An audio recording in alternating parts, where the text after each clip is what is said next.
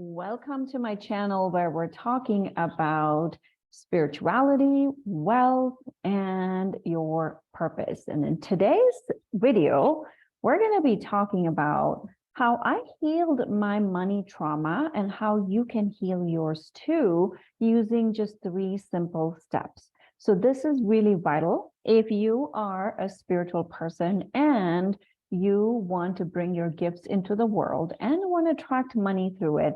I highly recommend that you pause whatever you're doing and listen to this and take some notes. My name is Padma from padmaali.com, and I help people like you find their purpose, live their purpose, and make abundant wealth through it, and also grow spiritually as a result. So today we're going to be talking about healing money trauma. And I'm going to be sharing my own experience of how I healed my money trauma and how you can heal yours too. So I grew up with very little. In my home, I grew up in India, and I grew up with very little. At one point in our home, there were more than 6 adults living and 2 children in a 1-bedroom house. That's how I grew up. And that's not the life I live right now. And that's not the money I attract right now that I didn't have back then. So I want to share with you how I healed that. And it was a process. It took some time for me to really heal the money trauma that I had gone through, because I'm using the word trauma because it is traumatic when you have experiences as a child that you have no control over. A lot of times it leaves an imprint. An imprint is something that happens when you go through something in life that feels out of your control. And because as children, we don't have the cognitive ability to understand what's happening, we start putting stories and beliefs around it, and then that becomes our reality. And anything that is beyond, and this is the definition, this is the textbook definition of trauma, which is anything outside your control, that is trauma. And you don't have any control over the outcome or how to deal with it, that becomes traumatic.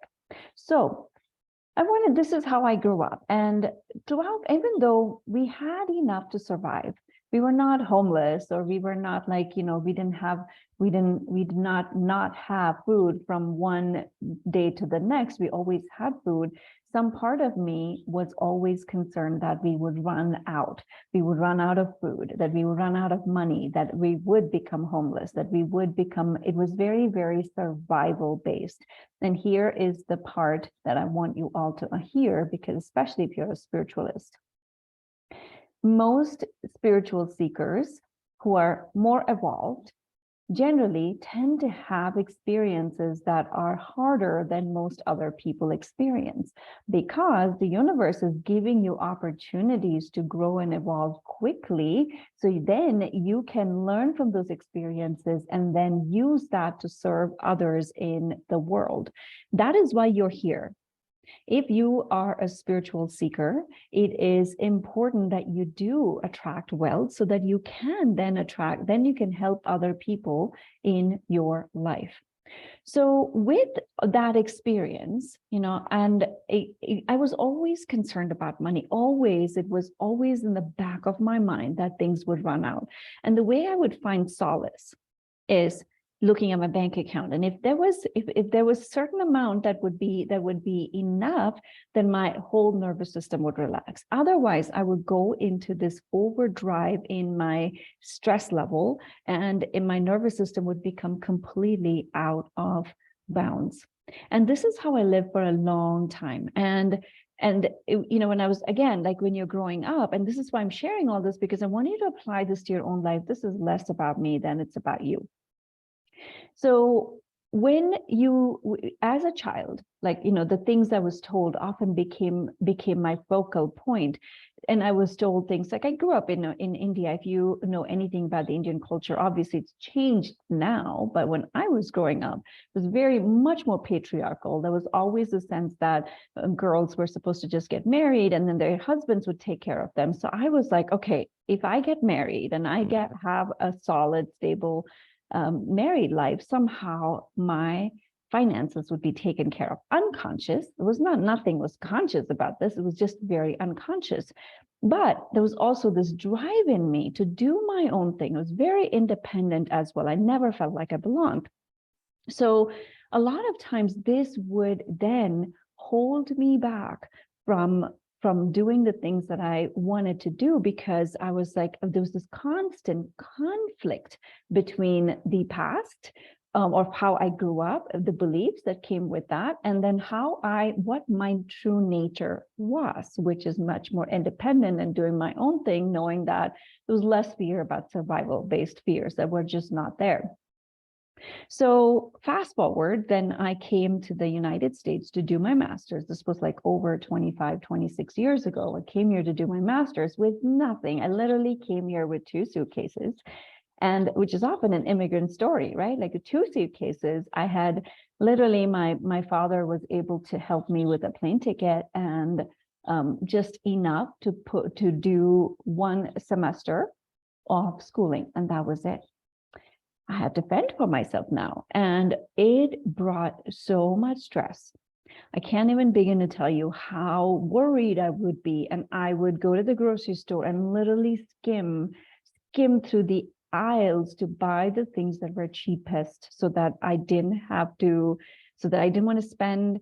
I found a job at the university, and anything I would do would be very rationed out. And then I met my husband, right, like within a few months of moving here, and then we got married a year later. That's another story. If you want to hear that story, you should go to my podcast and listen to some of the episodes from that about the ups and downs of relationships. And when we're being very happily married for the last 24 years or so, I've lost track of the numbers at this point, but it's really, it shows you the journey of all of those things. Again, I'm sharing all this for a reason. It's not about me, okay? This is not about me. I want you to apply this to your own life, and I'm going to give you the steps towards the end. The reason I'm sharing this is because I want you to know that you are not different. You and I are not different. I want you to see, like, what's possible for me is possible for you. So then fast forward, I met him, and he was well established as well. He was okay. He was well established. However, my fears started to kick in, because again, that internal conflict. I was independent. I wanted to do my own thing. And then here I was like, oh my God, this is going to be secure. And this is what I want. This would give me that sense of security for those parts of me that were very, very, very constantly in the state of stress. Okay. So in some ways, that relationship got driven for the wrong reasons, because it was a sense of security. And you never want to marry somebody for a sense of security. Luckily, or you may say it like it was preordained, predestined, whatever, that we were an amazing match for each other. And so it worked out. But think about it, like this could have gone very, very wrong. And it didn't, thank goodness. And we also had to do a lot of work in our relationship. So that's another whole story. I'm not going to go into that, but I want you to see that how these tiny, tiny underlying beliefs, which you may not even be consciously aware of, oftentimes drive actions. It drives us to do things that are not necessarily for our best interest. And so these things, these underlying belief systems were driving the force. Now then, again, like, he was established, but we were not like by any means, we didn't have a lot of money. And then we wanted to do the traditional route of getting a home and all that. We didn't have that much money. I was still a student and he was just starting off his career. So we didn't have much. So we landed up getting a home that required a lot of work, and we didn't have the resources to put into it. So we were doing all the work. And there was more to it. There's more, like I got ill, and like that started my awakening process. So many things happened. My spiritual awakening started as a result of all these difficulties that happened in my life. I'm not going to go into that right now. So these money beliefs kept driving the ship for a long time. And it was constantly a state of, and then I became a therapist, by the way. At that point, I was also a licensed therapist. I was a healer. I was in the helping profession. And it brought up more money beliefs around, I cannot be charging a lot of money because I'm helping the healing process. And if I'm doing that, then charging money is wrong. Okay. Because I was also a spiritual seeker, this also fed into that belief system that somehow, if you are a spiritualist, if you are working for the divine, for God, for universe, whatever you want to say it, somehow charging money is not okay. Now, do you see how faulty all of these things are? Pardon me. So I keep it real with you guys. You know, you like it, stay here, watch all of it. If you don't, you can move on. So if, again, like my topics may or may not resonate for you. If it does, great. I'm so grateful you're here. But if it doesn't, fine, whatever, we'll move on, right? So the bottom line is, do you see how many faulty beliefs were creeping in? Now, how do you recognize if you have faulty beliefs? The way to recognize if you have faulty beliefs is like, is your life where you want it to be? Are you where you want to be in your career, in your spiritual growth, with your money? Are you where you want to be? If the answer is no, then there are some faulty beliefs that are holding you back. Okay, so these things this is the first piece that and I'm going to come back to it as well. This is the first piece I want you to start working on. What are the beliefs that are holding you back? Like I've mentioned before, I was a therapist for many, many, many years. I did a lot of trauma therapy. I did a lot of work helping people with trauma. And one of the things that I've often helped people with is the trauma around money and self-worth and self-love issues, because they all are so connected. So what are the beliefs? What are the underlying beliefs that are holding you back from living your dharma, attracting money, and growing spiritually? So I want you to start looking at that. Now, with that, so these things were happening. And in the meantime, I was also going through my awakening process, which meant I had to look closely at what worked for me, what didn't. Where was I giving into people pleasing? Where was I giving into what others wanted of me? Because those were all underlying, including, right, getting married, having a stable career. All of those things are all conditioning, all belief systems that are pretty much imposed. We come into this world and someone imposes their belief systems on us, and we live our entire life based on those belief systems. So get moving, go clear all of those things. So that's the first piece I wanted you to look at. The second piece I want you to look at, this is the work I had to do. This is how I started healing. During this process of awakening with my physical illness, I had to do a lot of inner child work. What is inner child work? Inner child work is, again, any of the traumatic things that have happened as children that we don't have cognitive ability to understand and make sense of, becomes an imprint, and then those become the driving factors. There are needs that were not met as a child, and those needs get brought up into the present moment. Again, if there was a need for security, that need and wasn't met, that is going to show up in your life today. So it is going to drive a lot of your actions. That is what I want you to start looking at. Where are these things coming and playing a role? That is the trauma work. Inner child work is one of the ways, one of the most effective ways that you can work with the trauma from the past. So start to look at what were some of the childhood traumas around money. What were you told about money? Were you told that money is hard to come by, or money is easy, money is it's very expensive? Like those things all lead, and then, oh, if you don't have, like, there's no security, what's going to happen next?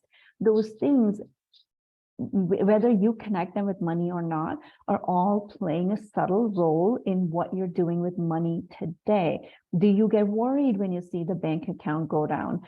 How do you feel when you pay a bill? You may be very surprised, or may not be, you may or may not be surprised to see that they're all connected with some of the inner child work that you haven't done. So this is very important. You have to work on those parts of you that are still not, that don't trust money, that don't trust yourself to make money, that don't trust that the universe is going to provide for you, or feel like, oh, my security lies in my partner, my security lies with this or that. Like those are all pieces of work that you have to do. And then the third part of all of this is spiritual growth. How is spiritual growth connected with the healing of the trauma work, right? So what is, if you look at your spiritual awareness or spiritual relationship with the divine, with the universe, it is based, it's supposed to, you may or may not have that yet. It is supposed to be based on trust and surrender. Are you trusting? Are you fully surrendering? Are you trusting that the divine is going to, that you are going to be taken care of? Are you trusting that you will be given more than enough so that you can not only take care of your life, but also take care of others around you? How much reverence do you have? So this work was very vital in how I had to heal my money trauma. And one of the ways I had to work with that was whether I trusted in the universe, whether I was fully surrendering in the moment when the fear would kick in, because that is part of the work. That is spiritual work. When you work with the fears, when you work with what is holding me back, am I attracting the kind of money I would like through my dharma, my life purpose? Am I surrendering? Am I trusting? Am I allowing guidance to come in through silence? That is a big piece of how this work is going to unfold. And that work I had to do, and it took years. It took years to, and I'm not saying it's going to take you years. I had to work through that in some ways, because by doing that work, now I can assist you. And I can help you, because that's one of the biggest piece of work I do when I work with my clients around their dharma, around their life purpose. Often money comes in because most people who are spiritual and were living their dharma, or wanting to live their dharma, or finding their dharma, don't charge what they're worth because they are holding themselves back. And that's all connected with your self-worth, your self-love. All of those things are very intricately connected. And in one of the videos coming up, I'm going to be talking about the two biggest blocks you must work through if you want to attract money through your dharma. So I'm going to cover that in other videos. So stay tuned, subscribe to this channel, because you will get a lot of information from this. So like I said, 3 main ways to work through your trauma around money: work on your belief systems, work on the past beliefs that are still holding you back. The second one is inner child work, doing your inner child work, doing your trauma work based on the past as a child, like the experiences you've had, the things that have held you back, all those things that are still playing a role in today's life. The third part is spiritual growth. Work on your spiritual growth, and you'll be surprised to see how much that impacts your wealth and how much that impacts your ability to attract money through your dharma. And the main way to do that is through trust and through surrender. Like, these are 2 important components of that. If you want to find more information about this, subscribe to this channel. Also follow me on Instagram at Padma Ali, and also go to my website, padmaali.com. And you'll find a lot of information about all this. And if you're curious about any of this, please come, not just curious, if you're serious about working on all of these things, come to my class on February 21st. This is 2023. And we're going to be doing a masterclass, a free masterclass on the abundance codes, activating your abundance, your unique abundance codes to attract wealth through your dharma. So come to my free class, just email me, support@padmaali.com, and one of my team members will take care of this for you, and you will be added to that class. I'm really looking forward to seeing you in that class, and I will see you on another video. All right, take care.